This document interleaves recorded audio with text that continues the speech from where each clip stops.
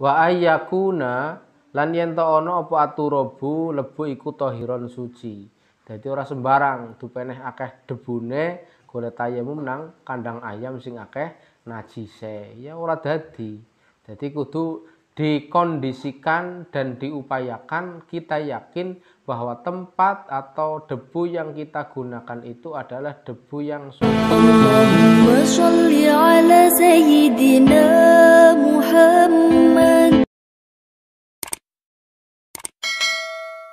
Assalamualaikum warahmatullahi wabarakatuh. Waalaikumsalam warahmatullahi wabarakatuh. Liridhoillahi ta'ala wa li syafaati rasulillah wa li kulli natin sholihah wa bi barakati hadhihi sa'ahlahumul fatihah. A'udzu billahi minasyaitonir rajim. Bismillahirrahmanirrahim. Alhamdulillahi rabbil alamin arrahmanir rahim maliki yaumiddin. Iyyaka na'budu wa iyyaka nasta'in ihdinas siratal mustaqim siratal ladzina an'amta 'alaihim ghairil maghdubi 'alaihim waladdallin. Amin. A'udzu billahi minasyaitonir rajim. Bismillahirrahmanirrahim. Alhamdulillahi rabbil alamin wal 'aqibatu lil muttaqin wala 'udwana illa 'alal zalimin. Wassalatu wassalamu ala asyrafil anbiya'i wal mursalin wa ala alihi wa ashabihi ajma'in. Subhanaka la ilma lana illa ma 'allamtana innaka antal alimul hakim. Rabbi syrah li sadri wa yassir li amri wahlul 'uqdatam min lisani yafqahu qawli. Rabbana iftah bainana wa baina qaumina bil haqqi wa anta khairul fatihin wa la haula wa la quwata illa billahil aliyyil azim. Amma ba'du. Para hadirin, teman-teman sekalian, mari kita lanjutkan pembahasan kita dalam kitab Safinatun Najah yang saat ini sampai kepada faslun yang membahas tentang syurutut tayammumi, utawi piro-piro syarat tayamum iku ngasyaratun ana 10. Beberapa hal yang menjadikan tayamum itu sah. Tayamum itu bisa dilaksanakan dengan syarat-syarat tertentu. Jadi bukan hanya sekedar asal tayamum, bukan. Tapi kita perlu pengertian-pengertian syarat apa saja yang menjadikan tayamum kita itu sah menurut kaidah fikih. Yang pertama adalah ayyakuna biturobin. Tayamum itu dilakukan dengan debu. Jadi bukan pasir, bukan tanah total, tapi sesuatu yang di situ mengandung unsur debu. Bahkan debu yang paling halus, debu yang suci. Itu yang pertama. Dalam kita bertayamum itu menggunakan debu yang suci. Yang kedua, wa ayyakuna lan yen to ana apa aturabu lebu iku tahiron suci. Dadi ora sembarang dupeneh akeh debune golek tayamum nang kandang ayam sing akeh najise. Ya ora dadi. Jadi kudu dikondisikan dan diupayakan kita yakin bahwa tempat atau debu yang kita gunakan itu adalah debu yang suci, yang memang tidak terkontaminasi dengan najis unsur apapun itu. Mungkin unsur kotoran hewan, mungkin unsur dari arak yang dulu pernah disiramkan dan lain sebagainya. Walaupun itu juga memang ketika kering tidak ada masalah sih, ketika kering tidak ada masalah. Namun ketika itu justru menjadikan keyakinan kita ragu, ya lebih baik kita tinggalkan. Carilah sesuatu yang di situ memang akan mendukung keyakinan bahwa dalam bertayamum itu kita menggunakan debu yang suci. Semisal kalau debu itu kan belum tentu kelihatan. Bisa jadi di meja banyak debu, kelihatannya bersih, tapi sebetulnya ketika kita lihat dari arah samping mungkin di situ debu akan kelihatan dengan jelas. Disinilah kita bisa menggunakan digunakan sebagai tayamum. Jadi ora kudu tangan ditemplekaken nang lemah, enggak, tapi di tempat-tempat tertentu sing di situ memang memungkinkan adanya debu. Kaca boleh, tembok boleh, meja boleh, atau tempat-tempat yang lain. Sing penting nang kono kondisinya dalam keadaan suci, tidak ada najis. Itu yang kedua. Syarat untuk menjalankan tayamum satu dengan debu, yang kedua debu itu kondisinya dalam keadaan suci. Yang ketiga, wa alla yakuna musta'malan, dan diupayakan dengan betul bahwa debu yang digunakan itu belum mustakmal, belum dipakai. Jadi nang kono tempat sing wis diusap oleh tangan pertama itu tidak boleh diusap lagi dengan niatan untuk melanjutkan tayamum yang kedua. Jadi maksudnya nang kono ketika tangan kita sudah memegang satu tempat, satu titik, kita jalankan sret dengan niatan untuk mencari debu. Nanti untuk lanjutan yang kedua sebagai modal untuk melaksanakan syarat tayamum yang selanjutnya, kita harus pindah tempat. Titik pertama sudah kita usap, maka carilah titik yang lain. Jangan sampai satu titik itu dipakai dua kali. Nah, nek dipakai dua kali bisa jadi di situ bahasannya niku mustakmal, wis ilang debune. Nah, makanya bahasa mustakmal iki yang hati-hati. Nah, rika-rika pada sing wis apa jenenge sing urung pada duwe bojo, moga-moga ya ngesuk uliah aja sing mustakmal. Uliah ki sing toharoh, sing suci-suci lah. Dadi nang kono temenanan gue kan dadi meyakinkan. Yang keempat, wa alla yukhalitahu daqiqun wa nahwuhu. Dan harus kita mengupayakan bahwa debu yang ada itu tidak tercampur dengan tepung. Umpamane pas kita kerja di tempat mungkin pabrik kue atau tempat-tempat produksi sing nang kono banyak mengandung unsur tepung. Walaupun di situ banyak debu, tapi debunya muncul dari unsur tepung, maka di sini tidak diutamakan dan sebaiknya jangan menggunakan tempat yang digunakan untuk pengambilan debu tayamum adalah tempat yang tercampur dengan tepung atau apa ya bahasanya ya, gelepung dan lain sebagainya lah. Yang kelima, wa yaqsidahu lan yento nejo sapa wong sing tayamum ing lebu. Jadi memang mensengajakan gitu loh. Bukan karena main-main, bukan karena tanpa niat, bukan. Tapi memang diniatkan bahwa kita niat untuk mencari debu yang kita gunakan untuk bertayamum. Temenanan diniati tayamum, diniati golek debu. Ya sing nomor 5. Terus yang keenam, wa ayyam saha wajahahu wa yadaihi. Syarat yang keenam dalam kita bertayamum, kita membasuh atau mengusap wajah dan hanya mengusap wajah dan kedua tangan. Jadi wong tayamum kuwi ora kaya wong wudu, wong tayamum kuwi ora kaya wong adus. Aja nganti ana pemahaman bahwa tayamum warna banyu terus rika nggolet lebu diwadahi ember, disiramna grujuk. Ya, jadi berubah kayak Iron Man gitu lho.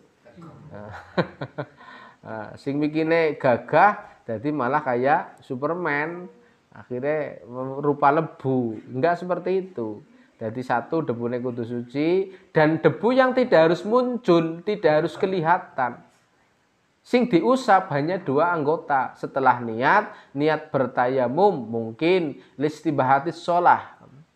Nah, itu tayamum listibahatis sholati. Niat bertayamum untuk bisa menjalankan sholat. Nah, setelah kita niat, kita mencari debu. Misalnya di meja, di tembok. Setelah itu kita membasuh wajah. Setelah membasuh wajah, kita ambil debu lagi, seret. Terus kita membasuh kedua tangan. Cukup dengan itu. Bidor bata ini dengan dua usapan. Ora perlu akeh pisan, ora perlu telu, apa maning luwih. Jadi cukup dengan dua usapan sing sekiranya bisa merata. Wa ayyuzila an-najasata awalan.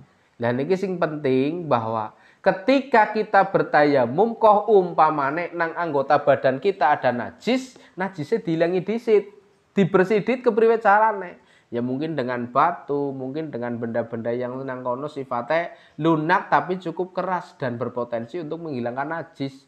misalnya tangannya kenang darah atau misalnya tangannya kenang belek dan lain sebagainya, kita bersihkan dulu. Setelah bersih, tidak ada, karena tidak membersihkan ini tidak menggunakan air, otomatis tidak akan sempurna. Nek menggunakan air, syarat untuk mensucikan najis adalah 1, hilang warna, 2, hilang rasa, yang ketiga hilang rupa. Tapi ketika mungkin hanya dengan sesuatu sing mungkin nang kono bersifat lunak atau nang kono nggo ngilangin najis tidak dengan air, yang biasa muncul adalah hanya hilang rupa. Tapi rasanya mungkin ada, baunya juga masih ada. Tapi ya boleh-boleh saja, karena intinya nang kono wis ana istilah mensucikan, menghilangkan najis dari anggota yang mau dijalankan sebagai anggota tayamum. Jadi sing penting keton dibersih di situ, keton bersih beres lah. Wa ayyuzilan najasata awalan. Wali apa gue jenengane? Pesarean. Wali pesarean. Ngerokok bae karo sare ces banget. Wa ayyuzilan najasata, dihilangi najasa di situ awalan ing dalam kawitane. Terus wa yajtahida fil kiblati, dan sebelum menjalankan tayamum kita diyakinkan dulu kiblatnya mana. Bukan berarti wong tayamum ki kudu ngerti kiblat utawa apa jenengane syaratnya kudu kiblat, itu bukan. Tapi ben antarane menjalankan tayamum dilanjutkan dengan sesuatu yang akan dilanjutkan karena dimubahkan atau diistibahkan, diperbolehkan dengan adanya tayamum. Misalnya mau sholat, gue segera menghadap tempat yang sudah dituju. Orang datang bingung di situ, wis tayamum, jurnang kono gari bingung, ke sholatnya madhep ngendi ya, enggak seperti itu. Jadi diyakinkan dulu arah kiblatnya mana. Setelah yakin kita mau sholat, kok kita tidak memungkinkan untuk bersuci dengan air, ya sudah kita bertayamum, kita melaksanakan tayamum. Setelah tayamum selesai, langsung segera menjalankan sholat. Wa ayyakuna tayamum ba'da dukhulil waqti. Dan syarat selanjutnya bahwa kita dalam bertayamum itu tidak perlu berpanjang-panjang, segera. Jadi ketika tayamum ya sekiranya wis waktu sholat, orang kayak wudu. Naik wudu kan setiap saat bisa wudu, setiap saat bisa wudu, setiap saat bisa wudu. Bahkan dianjurkan untuk dawamul wudu. Tapi ketika tayamum berbeda lagi. Tayamumlah ketika sudah masuk waktu sholat. Dan ketika itu sholat wajib, ya 1 kali tayamum digunakan untuk 1 kali sholat wajib. Berbeda dengan sholat sunat. Naik sholat sunat, ya tergantung, diselesaikan 1 tayamum untuk beberapa sholat sunat itu boleh. Tapi ketika itu sholat wajib, maka 1 kali tayamum digunakan untuk 1 kali sholat wajib. Terus wa ayyatayammama lan supaya tayamum sapa wong likulli fardin kedue saben-saben sholat fardu. Jadi setiap arep sholat tayamum disit. Setiap arep sholat tayamum maning. Walaupun mungkin tayamum sholat yang pertama sampai pada sholat fardu yang kedua belum terjadi pembatalan. Ora batal. Ora kenang perkara sing rusak wudu. Tapi mergaguenu wajib, maka diharuskan untuk tayamum lagi untuk sholat fardu yang kedua. Jadi ya kudu dipahami temenanan. Nah terus pertanyaannya, bagaimana ketika sholat yang kita jalankan adalah sholat qashar atau sholat jamak. Sing nang kono jamak gue mengumpulkan 2 sholat dalam 1 waktu. Kepriwe? Ya tayamum maning. Sholat yang pertama jamak takhir umpamane antara zuhur karo ngasar. Kita laksanakan sholat zuhur selesai, tayamum lagi. Dilanjutkan dengan melaksanakan sholat yang kedua. Kan ribet. Kangelan, makanya dingerteni bae, ora usah dingamalaken, tegese berdoa, tidak usah kita nganti ngamalaken tayamum, cukup bersuci dengan mandi, dengan berwudu. Tayamume nggo pengertian bae, moga-moga ora perlu diamalaken, sebab ngamalaken tayamum ki jelas kondisine dalam keadaan kondisi kurang sempurna, mungkin kurang banyu rekasa, mungkin lagi sakit nelangsa. Kan dari kondisi kurang enak, kurang nyaman. Tapi nek kula jenengan bersuci dengan mandi, dengan wudu, insyaallah berarti tandane kula jenengan dalam kondisi aman, ora kekurangan banyu, kondisi nyaman, mereka dalam keadaan sehat. Nah, ini syarat-syarat sing perlu dingerteni nang awake dewek, bahwasanya 10 hal sing perlu dingerteni kaitane karo syarat tayamum. Siji, tayamum karo lebu, ora karo duit. Nomor loro, golek tayamum nggih nganggo tayamum karo lebu sing suci ora kenang najis. Nomor telu, lebu sing dinggo ora mustakmal, urung tau dinggo, esih orisinil apa original tulisane kuwi lah. Terus nomor 4, ora tercampur dengan tepung. Terus diniati bahwa iyalah apa kuwi iki? Kanji ya bangsane kuwi lah. Terus diniatkan memang sengaja mencari debu, basuh wajah karo basuh tangan loro dengan 2 basuhan. Ora kudu sekabianing awak walaupun sifatnya mungkin tayamum mandi. Sedurunge tayamum ilangi najis disit. Terus nang kono setelah ngilangi najis yakinlah di mana arah kiblat. Setelah itu laksanakan tayamum setelah masuk waktu sholat. Yang terakhir jalankanlah tayamum untuk 1 kali sholat fardu. Demikian, mudah-mudahan bisa bermanfaat. Mohon maaf atas segala kekurangan. Wallahu a'lam bishawab. Akhiran, subhanakallahumma wa bihamdika asyhadu an la ilaha illa anta astaghfiruka wa atubu ilaik. Assalamualaikum warahmatullahi wabarakatuh. Waalaikumsalam warahmatullahi wabarakatuh.